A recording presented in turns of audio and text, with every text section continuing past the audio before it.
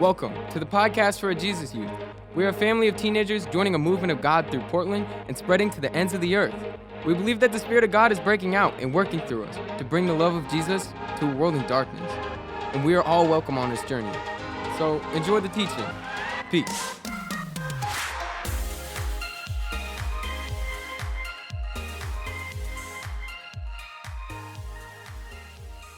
Three weeks ago, we kicked it off. This series is called Formed, and it's just been like so much fun for me. We started off week one talking about how you and I were being formed, right? Whether or not you know it or realize it, sometimes it's a really sneaky process, but like we're formed by everything. Everything, the media that we consume, the people that we spend time with, all of these things are shaping the young men and women that we're becoming. And then last week, Keithan talked about how, as a result, we want to be people that are formed by the person, the Rabbi Jesus, right? Yes. And we see Jesus model this invitation to formation in lots of ways, but we're focusing in on three specific ways. Prayer, which we're identifying as connection with God. By the way, there's a notes section. If you haven't found it already, feel free to go to Tonky Town on I've got some notes for you, okay? Tonky Town, I don't know. Prayer, connection with God. Two, scripture, which is us hearing the voice of God. And three, fasting. And this is where we learn to fully rely on God. And so tonight we are gonna kick it off with prayer. And over the next 3 weeks, we're just gonna lock into prayer. And so tonight specifically, we're gonna be talking about silence and solitude. It's gonna be so good. And if you don't hear anything, if I'm already boring you to tears, just pay attention to this first slide. Silence and solitude are essential. Notice that the word is essential, not optional. Essential to following Jesus because it is the place where we still enough to tune out all the other voices so that we can tune into the voice of God. And we see this come alive in the life of Jesus. And my friend Allie is gonna come up and open the word for us. Give it up for Allie. Yes, okay, come over here. And we're just gonna get real close and I'm gonna have you read. So we're in Mark 1, 35 through 38. Very early in the morning, while it was still dark, Jesus got up, left the house, and went off to a solitary place where he prayed. Jesus and his companions went to look for him. And when they found him, they exclaimed, "Everyone is looking for you." Jesus replied, "Let us go somewhere else, to the nearby villages, so that I can preach there also. That is why I have come." Thanks, friend. Give it up for Allie. Let's pray. Jesus, here we are. We want to meet with you. And I just so feel in my bones that what you want to do tonight, what you want to do through these workbooks, through this series, it's anointed, it's important, it's essential. I think it's holy. I think that you want to rewire some things in us so that we can be more of who you've called us to be. So God, I pray that distraction and the worry of this season of life would just calm for a moment, for the next 15 minutes that we get to spend together exploring this practice that you show us. So God, we love you. We ask that you would speak so loud to us tonight, God. And all God's people said, amen. So good. So as I was prepping, I came across this really interesting article, and it talks all about how U.S. troops in Afghanistan and Iraq would harass their enemy by using excessive amounts of noise. So interesting. It's a tactic, they say, as old as the battle cry, which I've never really thought about that saying of battle cry. That's actually people screaming their heads off. It's noise. And so when hunting Al-Qaeda, U.S. soldiers are reported to have brought these huge cargo containers and blasted death metal in the tunnels to draw out the enemy. Isn't that nuts? That's so crazy. And this is how they would flush out terrorists. The article goes on to say that what's less well known is that our noisy Western way of life is harming each and every one of us, not only by damaging our hearing, but by boosting stress levels to the point where it's affecting our physical and psychological health. To put it bluntly, the article says our own noise is killing us. Check out this. This is a direct quote from this article. It says, in order to live well, we must sometimes pay attention to enemies less obvious than foreign terrorists. We have to consider too something our culture has so far ignored and at times even concealed: our subjection to the homegrown tyranny of noise. It's nuts. On top of the noise, there's these really interesting statistics that say that you and I pick up our phone, can you guess how many times a day? 5,000 times a day. 5,000. And according to Pew Research, the 4 main reasons we get on our phone is 1, to pass time, 2, to connect with people, 3, to learn stuff, and 4, the one that you and I know oh so well, to avoid human interaction. Yes, where are my people at? You're on the elevator and you're like, oh my gosh, what am I gonna do? Listen to the music. It goes on, it says 72% of young people say they check their phone as soon as they wake up. And lastly, Pew Research shows that the absence of phones results in feelings of loneliness, being upset, and feeling anxious. We have a noise problem. And not only are we living in the age of noise, but we're also living in the age that is now referred to as the attention economy. The attention economy. That's just a way of saying that our attention span, it's a resource, and we only have a limited amount of it. And so the more content and information that's thrown our way, which has really increased since 2007, which was the age of the iPhone, that's when the iPhone came out, our mental engagement capacity and our retention has gone way down. It's fascinating. So you and I, we're living in this digital age, and all this noise and all this information and this distraction, it's robbing us. It's robbing us from the ability to be present, right? To be present with ourselves, to be present with others, much less to be present with God, and definitely to be present with our own soul. And so friends, not just like our emotional health is at stake. It definitely is. But more than that, our spiritual life, our spiritual health is under attack in the day and age that we live in. And so tonight, the question that we're asking is really simple. It's this: because of all of this that we just talked about, is there a practice from the way of Jesus that would set us up to thrive in the middle of the chaos of our noisy and hurried, digitally distracted world? And the good news is yes. Jesus invites us into a practice, and that practice is silence and solitude. I was first introduced to the practice of silence and solitude at university. My second year at school, I became an RA. Kelsey knows what I'm talking about. And as an RA, they take you on this incredible retreat. You're in the wilderness, you're roughing it, you're in a tent with people that you just met.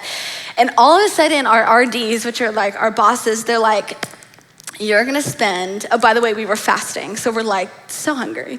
You're gonna spend 6 hours by yourself in the wilderness. And I'm what? 6 hours alone in the wilderness. And so I just remember the feelings of a bit of panic and fear and scrambling for a book, which we weren't allowed to bring, but I was I need something to pass the time. 6 hours, whoa. Also at my university, we had this thing called Fives Chapel, and it was just, I think it was every Tuesday at 5 o'clock, you would get together in the chapel, and it was just contemplative prayer. You would often focus on a picture of art or a specific text, and you would just sit in silence and solitude with that. Well, I guess not solitude because we're with a bunch of people, but in silence, contemplating whatever that thing might be. And so now, with about like 5 years of practice under my belt, I start just about every morning off with a bit of silence. Sometimes it's not long, but usually it's me, a cup of coffee, and just like focusing on that cup of coffee and like drinking it in and spending time in silence. And recently, my friend Molly showed me this app called Soul Space. Like, jot this down. This is a really good one. But it's mindfulness and meditation in a free app. And so I've also been like starting and ending the day with this. And it just kind of walks me through a really helpful meditation and connecting like thoughts to the love of God. And it's really awesome. I highly encourage you to check it out. So, if this feels a bit daunting, if you're like, silence and solitude, that makes me uncomfortable, that's okay.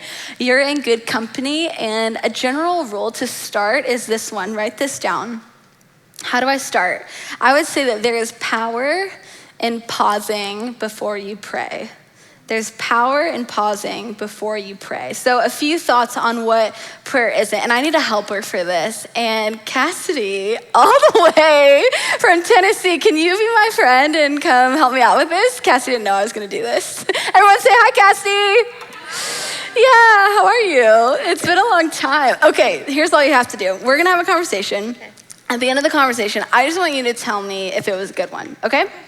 Okay. It's so good to see you. It's been like so long. Today was like a really long day for me. I like woke up, I like did some stuff in the morning. My house was a wreck, so I like picked it up, and then I had made a smoothie, and Jordan and I are like looking at some properties because we're thinking about moving. And I'm actually like coming out of a hard season. The fall was like really weird for me, but now I'm doing really well. And like then I came to work, and in the middle of the day, I went and I got some Chick-fil-A. I got an Oreo milkshake and some fries, and it was so good. And now I'm here, and I'm with all these students, and I'm hanging out. How are you? I am so glad that you're here, and it's so good to see you. Thank you. Okay, how was that? Was it a good conversation? I talked the whole time? You talked a lot. So it wasn't great? Okay, everybody give it up for Cassidy. It's good to see you, for real. You guys, oftentimes that's like silly, and that's not a conversation, is it? That's just me talking at somebody, right?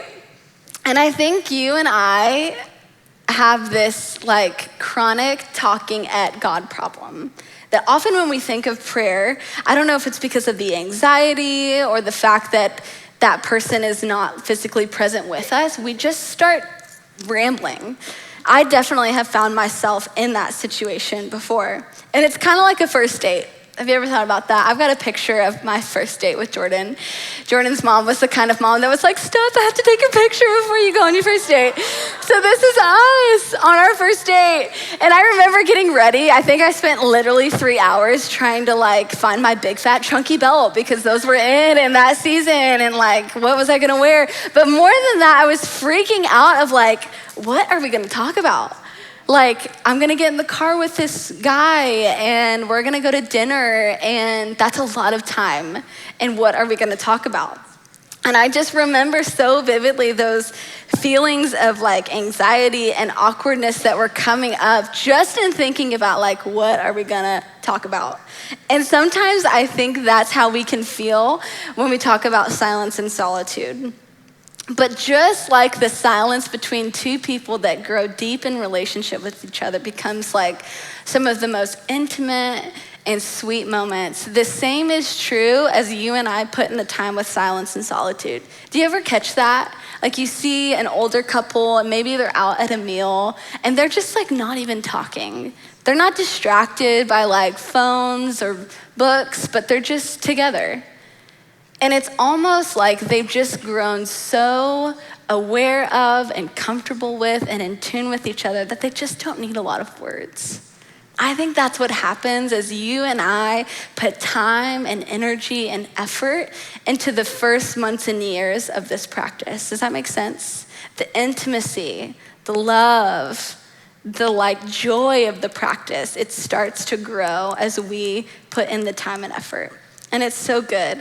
And I would even say that silence and solitude is the kind of prayer that is the deepest and most personally transformational. And I would say this too, for those of you in the room and you're like, I have a lot of energy. Well, good news, because this doesn't necessarily, like silence and solitude, it doesn't necessarily mean stillness. We see so many examples of Jesus like walking while he prays. At one point, he's drawing in the sand as he prays. And so I would encourage you, and science even shows that like sometimes the minute you start to like move your body around, it's actually better for like the clarity of your mind and like tuning in. So don't feel like you just have to like sit in a dark room when you go about this practice. You don't have to. And what's interesting is when it comes to the practicing the way of Jesus for the Pharisees were the religious leaders of that day. They were often like outraged at Jesus. Their focus like really quickly turned to behavior modification. And I just want to be super clear, like what we're talking about and what's in this book, that's not priority one. These are simply invitations. And an invitation, you can take it, you can leave it. But my encouragement to you is that if you say yes to this invitation, it will literally open you up to the presence of God. That's what these practices are for. They open you up to the presence of God. In Mark 1:35-38, which Ali read earlier, we see Jesus getting away to a solitary space. And in Mark alone, that solitary place, in Greek, it's called the eremos place. We see this word and these moments of the eremos place come up 18 times in the book of Mark alone. So we see that like silence and solitude wasn't just a one-off thing that Jesus did. It was woven into the very fabric of his life. This was like a big deal for him. And so I ask you tonight, like if you are someone who's in need of peace, if you want to be someone that lives a life of power, then silence and solitude is for you. It's for me. It's for us. It's so good. In Mark 6, this is just after Jesus commissions his disciples and he like gives them the authority to cast out demons and to heal the sick. He's like, I give you this, now go and do it. And they do. They're like casting out demons, they're healing sick, they're opening blind eyes. It's like radical, it's amazing. And they come back to Jesus in Mark 6 and they're like ready to tell him about it all. And I love what Jesus says. This is Mark 6:31 if you want to look at it later. Jesus says this to them. He says, come away to a deserted place all by yourselves and rest a while. I love that. Jesus seems to be way more concerned with helping his disciples establish rhythms that would allow their faith to endure the long game than he was about their success.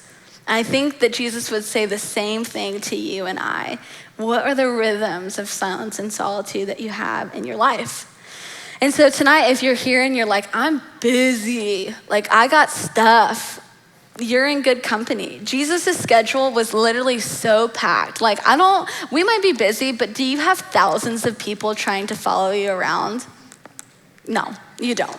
Like you just don't. You barely have that many followers on Instagram.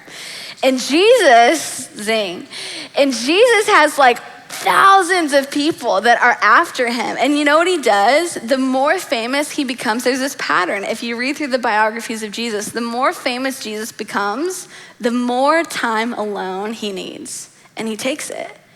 That time with his Father was like a non-negotiable. And like as a staff person here, I get this all the time, y'all. The minute that homework increases or there's a game or whatever, you know what the first thing to go is? It's this. It's this space. It's your community. Those seem to be more prioritized. And don't hear me say like, be a bad student. Like, no, like work hard, do your thing. Absolutely. There's grace for sure. But it's just interesting that I think that you and I do the inverse of what Jesus is doing. Like the more busy we get, the first thing to go often is our quiet time, our space alone with God. And I think the invitation tonight is to recapture that. Like let's pattern our life after the life of Jesus. Again, this practice, silence and solitude, just to give you a quick definition, it's simply intentional time in the quiet to be alone with ourselves and with God. Proverbs 10:19 says this, when there are many words, transgression is unavoidable. So according to Proverbs, basically a general rule is the more you talk, the more you sin. Not necessarily, but you get what I'm saying. Dietrich Bonhoeffer said that right speech comes out of silence. I love that. Essentially what he's getting at is that silence, it fosters this self-awareness that allows us to choose words really carefully. And that's super important. There's this moment in the life of Jesus where his life is getting ready to come to an end and he knows it. And he hasn't done anything wrong, but everyone is accusing him of everything. And his life is basically being traded for this heinous murderer. And at one point, the people that are putting him on trial look at him and they say, "What do you have to say?" And in that moment, I would want to be like, setting the record straight of like, listen, I didn't do anything. No, like, this isn't right. You got the wrong guy. But you know what the text says? Jesus was silent. He didn't say a word. And I've got to believe that he had spent so much time in communion with the Father, in silence and solitude, and in those intimate moments to know that in that moment, nothing needed to be said. It's powerful. Something I want to point out and just clarify is that aloneness is not the same as loneliness. I'll say that again. Aloneness is not the same as loneliness. Aloneness is where we find belonging and identity and intimate relationship. In fact, I would argue that silence and solitude, that like getting away with Jesus would be like the beginning cure for the loneliness that you might feel. Like it's in that space where Jesus, if you give him enough time, he begins to just like tell you who you are. And I think that over time, that loneliness, it starts to go away. A quick story and then we'll start to wrap. In Peter Craig's book on prayer, he tells the story of a guy who goes in to grab some coffee. Just like an average day, he goes in to get coffee. He's got a greyhound with him. He leaves his greyhound tied to a bistro chair outside the coffee shop. And at some point, that chair moved, which scared the dog into like a full-on sprint. The faster the dog ran, the wilder the chair's pursuit became. The higher it bounced, the harder it pounced, the louder it banged and clanged and zinged. And this dog was just like going. He would not stop. And I think that you and I can live our lives a lot like that dog. Driven and disoriented by irrational fears, pursued by like a whole pack of metal bistro chairs, and so scared to simply stop.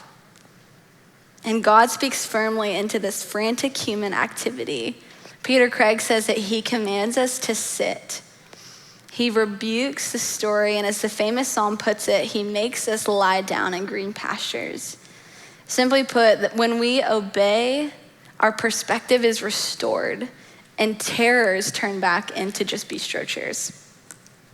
In Silence and Solitude, we decompress from the chaos and the activity of nonstop stimulation, and we face everything that lies underneath the surface.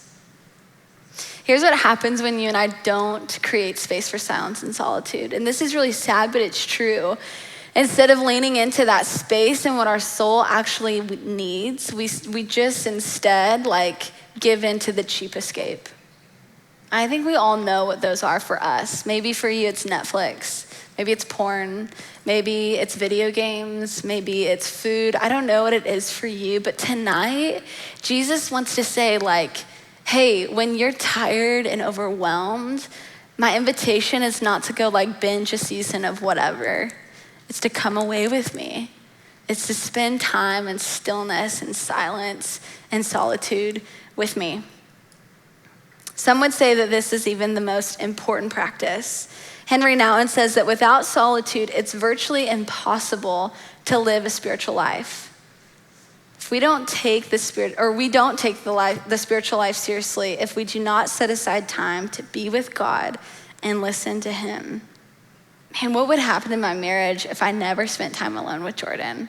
If we just kept life so busy? Friends, the same is true with you and your relationship with God. Silence and solitude is like water to us. Did you know, this is fascinating to me, 75% of Americans are dehydrated. And I'm one of them. Like my husband just rails on me for not drinking enough water. But 75% of us walk around dehydrated. It's fascinating to me. We all need water to live, but we're not getting enough, clearly. And I would say that so many of us in a similar way are walking around spiritually dehydrated, because we're not getting enough space to draw away, to come away with Jesus in the quiet. Again, if you only hear one thing tonight, silence and solitude is essential. Friends, it's not optional. It's essential to following Jesus because it is the place where we're still enough to hear from him, to tune our voice into his. It's so good. So my encouragement to you as you go into the week, there's a challenge, there's a practice. It's all laid out for you here in this workbook. Keep in mind that it's not about perfection. Man, it would be so easy for you to just be like, yeah, I did it. I checked the box. I got it right. There's no right here. The invitation is to just come and try it out. It's not about perfection. And then I would also say, start where you are. Maybe just look at your current schedule and be like, what are the spaces where I'm walking to the bus stop or I'm on my way here, and instead of having my headphones in, I'm just gonna walk. I'm just gonna be with God. Start where you are.